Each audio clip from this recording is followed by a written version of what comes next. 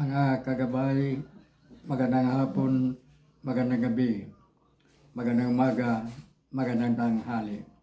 Sama tayo naroon. Ano man ang ating mga ginagawa, una at higit sa lahat, ating ialay ang ating mga sarili sa ating Panginoon.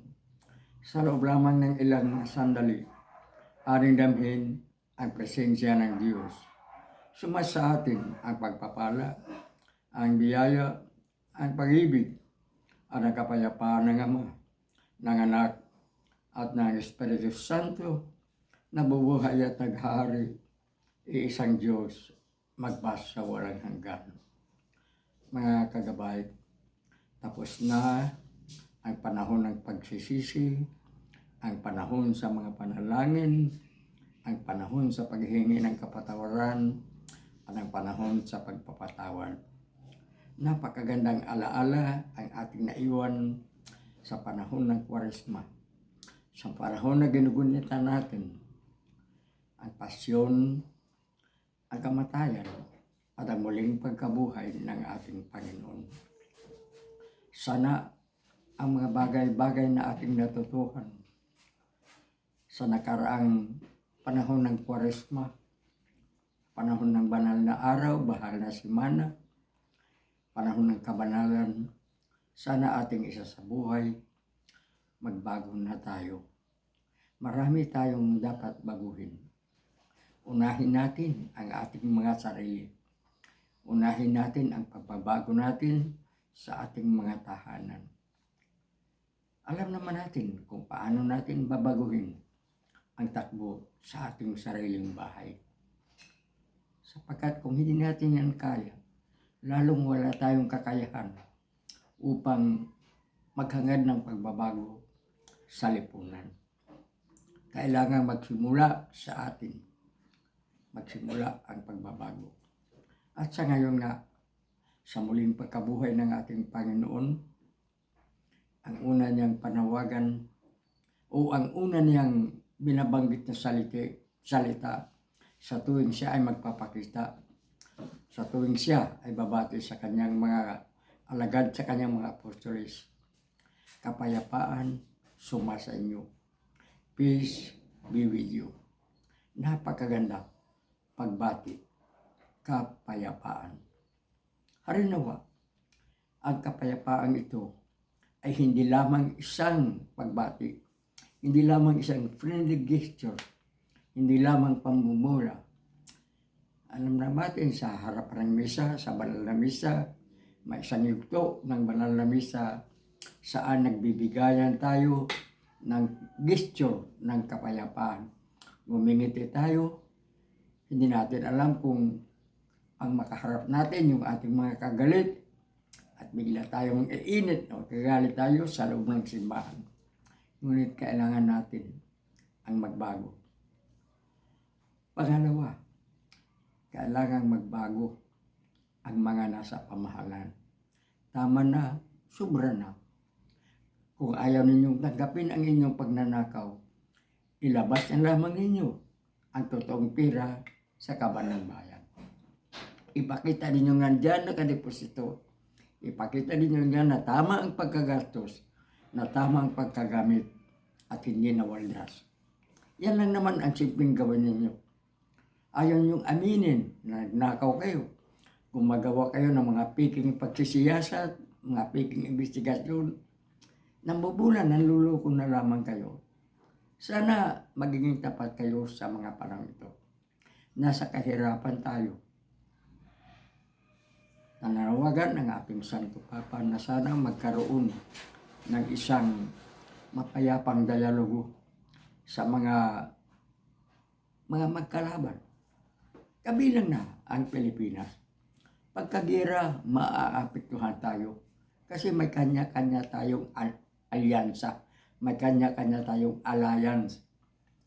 Mayroong mga bagay-bagay, halimbawa saan tayo nanguha ng ating kinakain, ng ating mga ginagamit, anong bansa ang tumutulong sa atin, yun ang mga dapat natin isipan.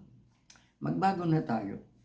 Tama na, marami na kayong pakinabang sa dapat pakinabangan ng mga mahirap. Kami namang mga mahihirap ang dapat ninyong lingunin sa inyong pagbabago. Maraming salamat. At ngayon, ganun din, saan mang sektor ng ating lipunan, kailangan natin baguhin.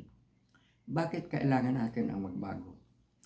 Sapagkat, ayun nga, sa ating natutuhan, ating napag-aralan sa ating pananampalataya, may pangalawang pagdating ang Panginoon. At sa kanyang pangalawang pagdating, sa ating sariling pagkabuhay, sa resurrection natin mga tao, andyan ang pagbabagang batayan na paghahatol sa atin ng muling pagbabalik ng ating Panginoon. Walang masama. Walang masama kung gawin natin. Maniwala tayo sa muli nating pagkabuhay. Ayaw ba natin na darating ang araw na tayo isasama ng anak sa kaharian ng Ama sa langit?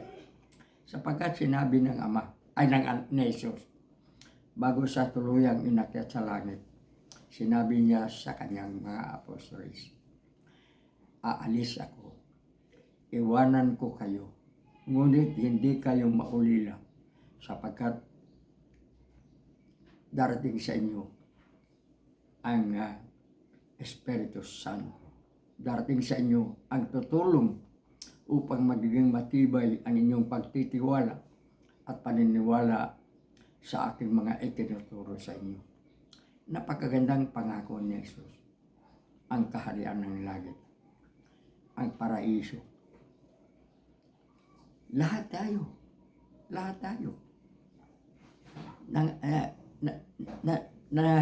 nangangarap na darating tayo diyan.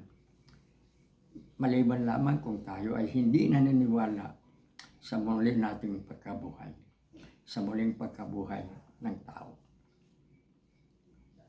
Sabi nga natin kanina sa ating unang pagsalita, tapos na ang mga pagsisisi, tapos na ang mga panaghuhoy, tapos na ang mga pagdadalamhati, tapos na ang paghingi ng kapatawaran, tapos na ang pagpapatawan. Naganap na ang lahat. Natay nga sa sinabi ng anak nang siya ay nakabayubay sa krus, naganap na, natapos na, consumatum est. Wala na tayong dapat lingunin pa. Ika nga, let us move on. Let us move forward. Tungo sa pagbabago. Marami tayong magagawa sa ating pagbabago. Walang mawawala sa atin. Ang miningalaman ay parang napakahirap sa atin nang gumawa ng kabutihan. Umiiyak tayo sa pagsisisi sa ating mga pagkakasala, ngunit paulit-ulit tayong nagkakasala, paulit-ulit tayong humihingi sa Diyos ng kapatawaran. Ang Diyos naman ay walang katapusan, walang hanggan, walang kondisyon ang pagmamahal sa atin. Pag tayo ay magkakasala, at tapat ang ating mga puso sa ating pagsisisi, sa ating paghingi ng kapatawaran, sa ating pangakong pagbabago, tinatanggap ng Diyos. Hindi niya yon tinatanggihan. Sabi nga ng Panginoon, kapag may isang makasalanan na magbalik loob, magbubunyi ang buong kalangitan. Walang pagkakaiba sa kanyang sinasabi na kung ikaw ay isang pastor, may 100 kang tupa, isa sa mga tupa ay mawawala. Yung 99 ay iyang ipunin, ilagay mo sa isang ligtas na lugar, o kaya pabantayan mo sa iyong kakilala o kaibigan at hanapin mo yung isang nagkakasala, yung nawawalang tupa. At pag magkita mo, tawagin mo yung mga kaibigan, mga pare, ayan na, mag-celebrate tayo. Nakita ko na ang nawawala kong tupa. Gagastos ka ng higit pa sa presyo ng isang tupa. Ganon din sa pinakita sa anak na waldas ng Ama, ang kanyang walang hanggang pagmamahal sa kanyang anak. Ganon ang Panginoon. Magbago na tayo. Easter season. panahon ng pagbabago. So,